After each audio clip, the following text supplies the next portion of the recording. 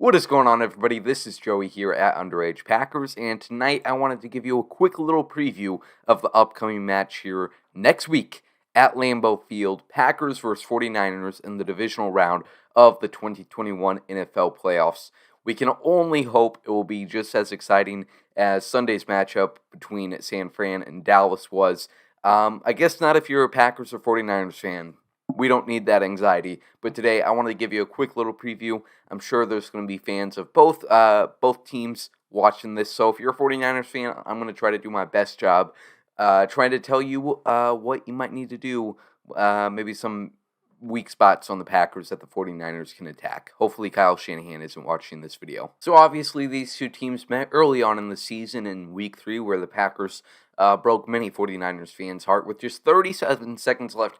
Aaron Rodgers and Devontae Adams drove down the field, led Mason Crosby to a game-winning field goal. And that game was really interesting. The Packers got off to a real fast start. And then Trey Lance went in and ran a touchdown in right before the end of the first half. And the 49ers had a pretty good third and fourth quarter in that game to make it really close and obviously lead to that game-winning drive from Aaron Rodgers. And really, the Packers were dealing with some issues in that game that made them play differently than they might have wanted to. They had Josh Nijman, an undrafted free agent, making his first career start at left tackle for the team, and that made them have to use the quick passing game, and obviously that worked out for them, and they were really able to, after some quick passes, make the 49ers defense fall for a deep pass to Marquez Valdes-Scantling, and I think that's certainly going to be another big thing to watch, even with David Bakhtiari back at left tackle.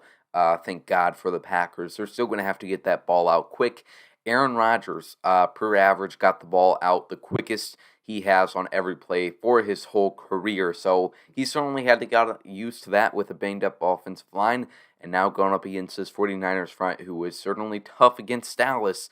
Like I said, once again, that quick passing game has to stay intact for the Green Bay Packers. And Marquez Valdes-Scantling then hopefully has plays like that, like he did against San Fran early on in the game. The deep threat for the Packers is currently dealing with a back injury, so that is a big thing to keep your eye on.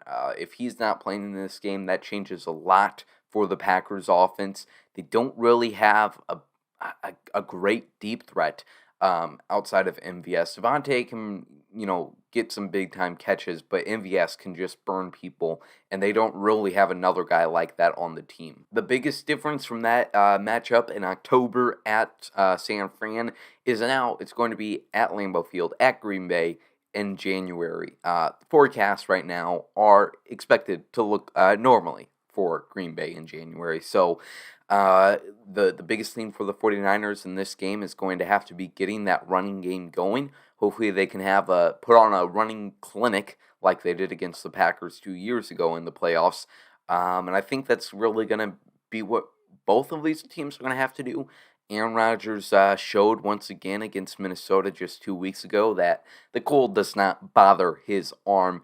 But I certainly think with A.J. Dillon in that backfield and Elijah Mitchell, Kyle Juszczyk over there for the 49ers on the other side, you're really going to have a battering ram of running backs over and over again seen who can make the defenders tired and wanting to quit soon enough. The 49ers also have some dynamic wide receivers. I mean, when Deebo Samuel, Brandon Ayuk get the ball in their hands, they are scary and they are hard to get a hand on. So the Packers' secondary is getting a vital part back with Jair Alexander most likely making his return for this game. So, got to tackle those wide receivers. Cannot allow the big play, which is something the Packers were really good at handling early on in the season. And then that midseason matchup in Minnesota where Justin Jefferson and Adam Thielen had big days, that's kind of where it started to fall apart for this defense that was so good against explosive plays. Since then, they've kind of been inconsistent up and down from game to game on how much big plays they allow. And overall, this defense, pretty much since a little earlier than midway through this season, they've been pretty inconsistent game to game.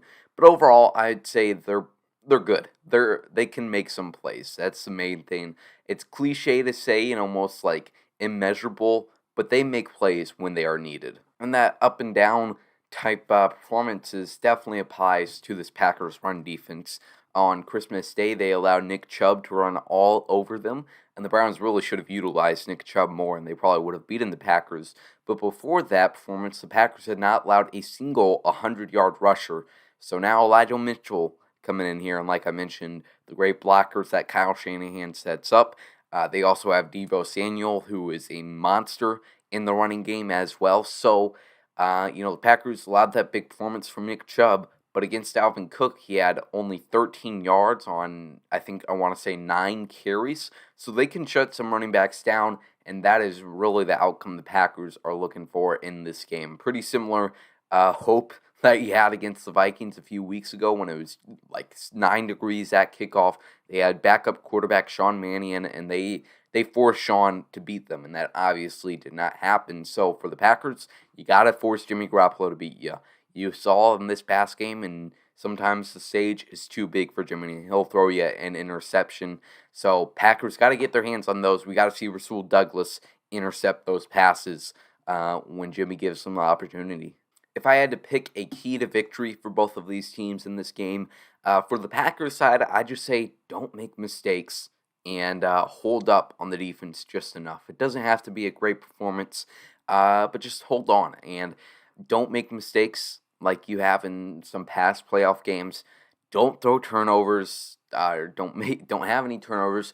Don't have any special teams mistakes. And you should be good. I don't think the 49ers are too. They don't put up.